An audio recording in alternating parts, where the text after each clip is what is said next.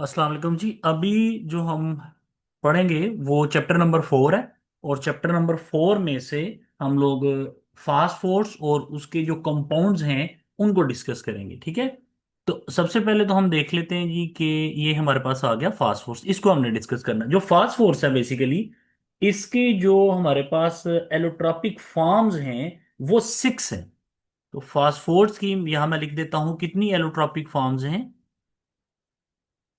6 allotropic forms हैं sulphur की। लेकिन ज्यादातर जो डिस्कस की जाती हैं सिलेबस में वो सिर्फ 3 है। उनमें से पहली कौन सी है? वाइट फास्फोर्स, ठीक है। और दूसरे नंबर पर कौन सी आ जाती है हमारे पास वाइट फास्फोर्स के बाद? Red phosphorus. एंड तीसरे नंबर पर जो फास्फोर्स आती है वो कौन सी है? ब्लैक फास्फोर्स, ठीक है। वैसे इसकी 6 टाइप्स हैं। वाइट है, और उसमें रेड है, ब्लैक है, स्कारलेट है, वायलेट है, अल्फा ब्लैक है। तो 6 हैं, लेकिन हम ज्यादातर सिलेबस में एफएससी लेवल तक हम सिर्फ 3 को डिस्कस करते हैं, ठीक है। अच्छा, अब जो वाइट फास्फोर्स है वो इनमें सबसे ज्यादा रिएक्टिव है।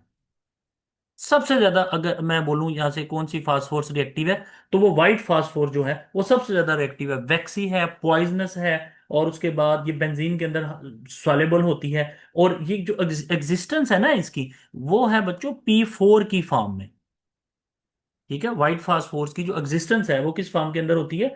P4 की फॉर्म में। और इसका जो स्ट्रक्चर होता है वो होता है टेट्राहेड्रल। टेट्राहेड्रल इसका स्ट्रक्चर होता है, ठीक हो गया। अच्छा, बॉयल होती है ये 80 डिग्री सेंटीग्रेड पर, और अगर इसका एंगल देखा जाए, इंटरफेशियल एंगल देखा जाए, तो वो 60 होता है, ठीक है। जो रेड फास्फोर्स होती है वो हम ये कह सकते हैं थोड़ी सी कम रिएक्टिव है और लेस पॉइजनस है, जिसकी मैं रेड फास्फोर्स की बात कर रहा हूँ, ठीक हो गया। अच्छा, अब जो रेड फास्फोर्स है वो बनती कैसे है? व्हाइट फास्फोर्स को आप हीट कर दे तो in the presence of little iodine की मौजूदगी में, ठीक है। और ये जो टेट्रा अटॉमिक मालिक्यूल होता है ना रेड फास्फोर्स का, एक मैक्रो मालिक्यूल की फॉर्म के अंदर होता है। मतलब एक काफी बड़ा मालिक्यूल होता है, आप इसको ऐसे कह सकते हैं कि ठीक है, मैक्रो मालिक्यूल होता है बस, ठीक है। टेट्राहेड्रल ही होता है वो। लास्ट पे जो मेरे पास आ रही है वो कौन सी आ रही है? Black phosphor. जो ब्लैक फास्फोरस होती है वो स्टेबल है। तो मोस्ट स्टेबल जो है वो कौन सी है? ब्लैक फास्फोर्स होती है, ठीक है। ये कैसे बनती है? It is prepared by heating red phosphorus to at high temperature, ठीक है। व्हाइट फास्फोर्स से आप रेड फास्फोर्स लेते हैं, रेड फास्फोर्स को हीट करें तो आपको क्या मिलती है? ब्लैक फास्फोर्स मिलती है। अच्छा, अब इनके मैं कंपाउंड की डिस्कस करूंगा, कौन कौन से कंपाउंड हमारे सिलेबस के अंदर है। हमारे सिलेबस के अंदर एक PCl3 है, PCl5 है, ठीक है। उसके बाद हमारे पास सिलेबस में है P2O5 है, P4O10 है, और हमारे सिलेबस में है H3PO3, और है H3PO4। ये हमारे सिलेबस के अंदर है, ठीक है जी। पहले नंबर पर क्या है? PCl3, PCl5, फिर P2O5 and P4O10, and then H3PO3 and H3PO4। अच्छा, अब हम बारी बारी इनको डिस्कस करेंगे। सबसे पहले हम देखेंगे PCl3 को कि PCl3 कैसे होता है, ठीक है। तो जो PCl3 है उसका हम रिएक्शन करवा देते हैं व्हाइट फास्फोर्स का क्लोरीन के साथ। ये देखिएगा जरा, यहां पर व्हाइट फास्फोर्स का रिएक्शन करवा देंगे क्लोरीन के साथ तो क्या बन जाएगा आपके पास? PCl3, ठीक हो गया। अब जो PCl5 है वो कैसे बनता है? जो PCl3 है उसी के अंदर अगर आप मजीद क्लोरीन को ऐड कर दें, हीट कर दें आप इसको, तो आपके पास क्या बन जाएगा? PCl5 बन जाएगा। क्लियर होगी बात सारी? अच्छा, अब उसके बाद नेक्स्ट जो हमारे पास कंपाउंड आ रहा है वो आ रहा है P2O3। तो P2O3 जो होता है ना, व्हाइट फास्फोर्स को लिमिटेड ऑक्सीजन की सप्लाई आपने देनी है। ये मैंने लिख दिया, व्हाइट फास्फोर्स और ऑक्सीजन की सप्लाई आप कर दें लिमिटेड, तो आपके पास क्या बन जाएगा? P2O3, ठीक हो गया। उसके बाद आता है P2O5। तो जो व्हाइट कोल्ड वाटर है ना, फास्फोरस पेंटाऑक्साइड, उसको इसके अंदर आप ऐड कर दें। नहीं सॉरी, मैं P2O5 की प्रिपरेशन की बात कर रहा हूँ कि वो कैसे बनती है। अभी मैंने P2O3 की डिस्कस की ना, मैं P2O5 की प्रिपरेशन को डिस्कस करूंगा। आपने इसी व्हाइट फास्फोर्स को एक्सेस सप्लाई में ऑक्सीजन दे देनी है तो P2O5 बन जाएगा। ठीक हो गया। अब बारी आ रही है, कौन से कंपाउंड रह गए हमारे पास?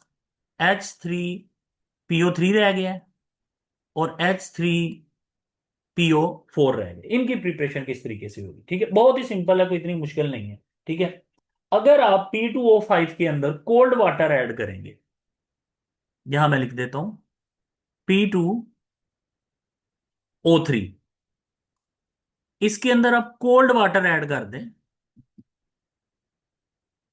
तो आपके पास जो प्रोडक्ट होगी H3PO3 होगी। और अगर आप P2O3 में हॉट वाटर ऐड कर दें, तो प्रोडक्ट आपके पास क्या होगी?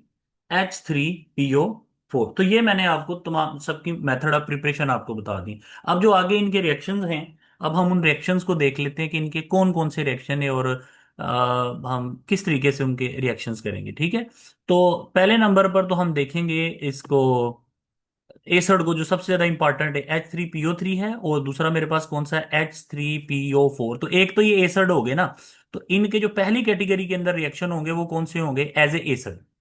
कि भाई H3PO3 जो है, आप इसके रिएक्शन बताएं एज ए एसिड। तो पहला एसिड मेरे पास कौन सा है? H3PO3। और दूसरा मेरे पास, आपके पास कौन सा आ जाएगा? H3PO4 आ जाएगा। तो जो मोस्ट इंपॉर्टेंट इनके रिएक्शन है जो अक्सर बोर्ड के अंदर आ जाते हैं, पहले हम उनको डिस्कस करेंगे। तो पहले नंबर पर मेरे पास क्या आ जाता है जी? H3PO3। तो इसके जो रिएक्शन है, वो सबसे इंपॉर्टेंट रिएक्शन ये है कि ये एक रिड्यूसिंग एजेंट है। ये अक्सर आ जाता है। यहां मैंने लिख दिया H3PO3 as a reducing agent. ये सबसे इंपॉर्टेंट इसके रिएक्शन, यही बोर्ड के अंदर आते हैं। मसलन आप यहां पर H3PO3 का रिएक्शन करवा दें, इसका रिएक्शन हम करवाएंगे, कॉपर सल्फेट ले लेते हैं, ठीक है, एंड प्लस ये हो जाएगा वाटर। अब आप इसकी प्रोडक्ट चेक करें। ठीक है, H3PO3 का रिएक्शन मैंने किसके साथ करवा दिया? कॉपर सल्फेट और वाटर के साथ। तो जो प्रोडक्ट बनी है मेरे पास, वो है H3PO4 प्लस जो प्रोडक्ट है H2SO4 एंड प्लस कॉपर। अब यहां देखें कॉपर के ऊपर क्या चार्ज है? +2। ठीक है, और इधर कॉपर पर क्या चार्ज है? 0।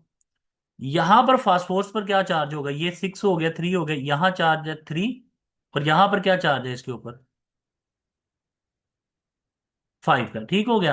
तो हम ये कह सकते हैं कि जो फास्फोरस है वो कन्वर्ट हुआ है +3 से +5 में, और जो कॉपर है वो कन्वर्ट हुआ है +2 से 0 में। तो क्या हो गया? फास्फोरस क्या हो गया बच्चों?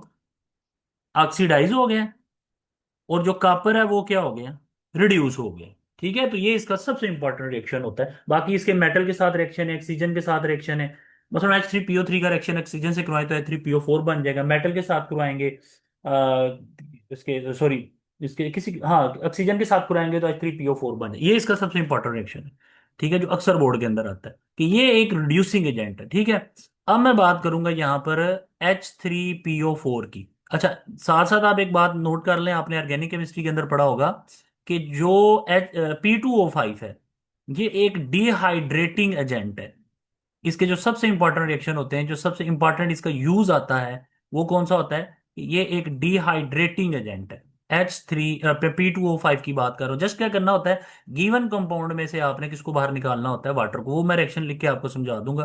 ठीक है, वो सारे कुछ 7-8 रिएक्शन है, वो सारे के सारे सेम ही है।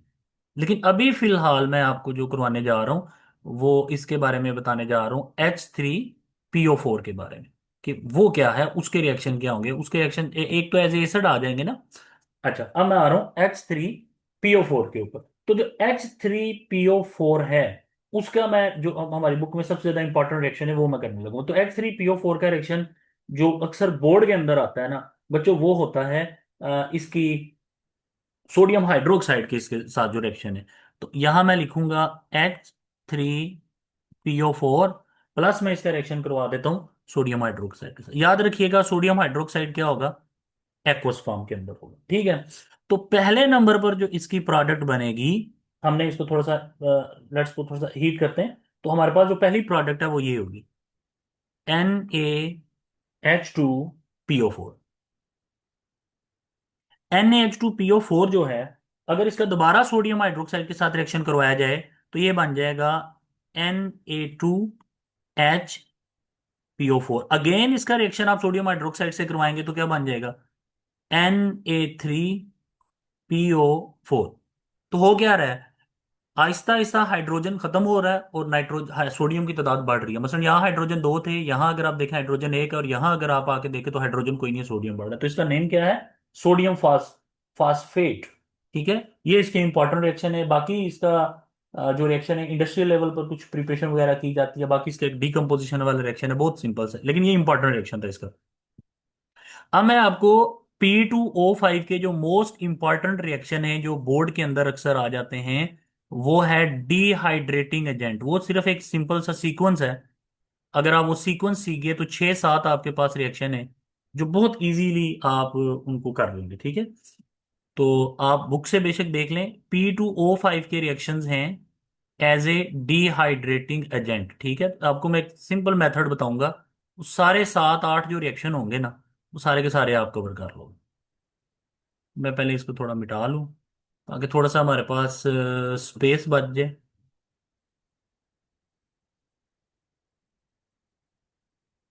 ये मैं इसको खत्म कर देता हूं।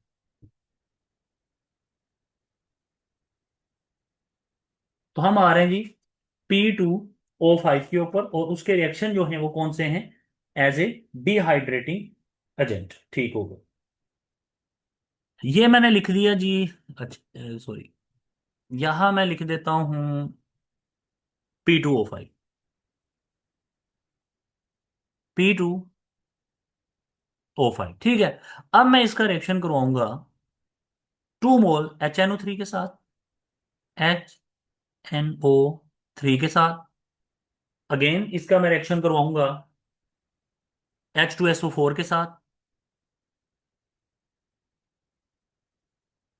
देन मैं इसका रिएक्शन करवाऊंगा अल्कोहल के साथ, C2H5OH। अच्छा, इसकी प्रोडक्ट क्या होगी भाई? आप इस मालिक्यूल में से वाटर निकाल दें, दो हाइड्रोजन निकाल दें, एक ऑक्सीजन निकाल दें, तो फिलहाल यहाँ कितने? दो हाइड्रोजन है, दो नाइट्रोजन है, और कितने ऑक्सीजन है? 6 ऑक्सीजन है। तो प्रोडक्ट आपके पास, अगर आप इसमें वाटर को निकाल दें तो प्रोडक्ट क्या बनेगी? N2O5। N2O5। ठीक है, अगर आप वाटर निकाल दें, प्लस आप वाटर लिख दें या एरो के ऊपर ही -H2O लिख दें तो कोई मसला नहीं। अब H2SO4 में से भी वाटर निकाल दें, मतलब दो हाइड्रोजन और एक ऑक्सीजन निकाल दें, तो क्या बच जाएगा आपके पास? अम, इसमें जो आपके पास बचेगा, SO3 बचना चाहिए इसमें। ठीक है, SO3 प्लस क्या हो जाएगा? वाटर। आप SO3 और H2O को जमा करें तो H2SO4 हो जाएगा। अच्छा, अब मेरे पास क्या आ रहा है जी? अल्कोहल। अल्कोहल में से अगर आप वाटर निकाल दें तो क्या बच जाएगा? C2H4 अल्कीन बच जाएगा। ठीक है जी, और ये हमारे पास प्रोडक्ट हो जाएगी। ठीक है, तो P2O5 जो है डिहाइड्रेटिंग एजेंट, देखे ना, यहां से अगर हम दो हाइड्रोजन और एक ऑक्सीजन को निकालें तो बाकी C2H4 ही बचता है। तो मोस्ट इंपॉर्टेंट इसका जो रिएक्शन है वो कौन सा है? एज ए डिहाइड्रेटिंग एजेंट, ये इसका सबसे इंपॉर्टेंट रिएक्शन है। बाकी P2O5 का एक और जो रिएक्शन है कि P2O5 का अगर आप रिएक्शन करवा दें हार्ट वाटर के साथ, तो आपको अगेन H3PO4 मिल जाएगा। ठीक है, तो ये फास्फोर्स के बारे में मैंने आपको डिटेल बताई है। मेन इंपॉर्टेंट चीज इसमें क्या है कि फास्फोर्स की 6 एलोट्रॉपिक फॉर्म है, उनमें फेमस 3 है, पढ़ते भी हम 3 है। मोस्ट रिएक्टिव पॉइजनस जो है वो वाइट फास्फोर्स है, P4 में पाई जाती है, टेट्राहेड्रल शेप होती है। जो अगला मालिक्यूल है वो एक मैक्रो मालिक्यूल होता है, टेट्राहेड्रल में बस P4 ही होते हैं, वो आपस में जुड़ते जाते हैं। बाकी इनके ये कुछ रिएक्शंस वगैरह थे।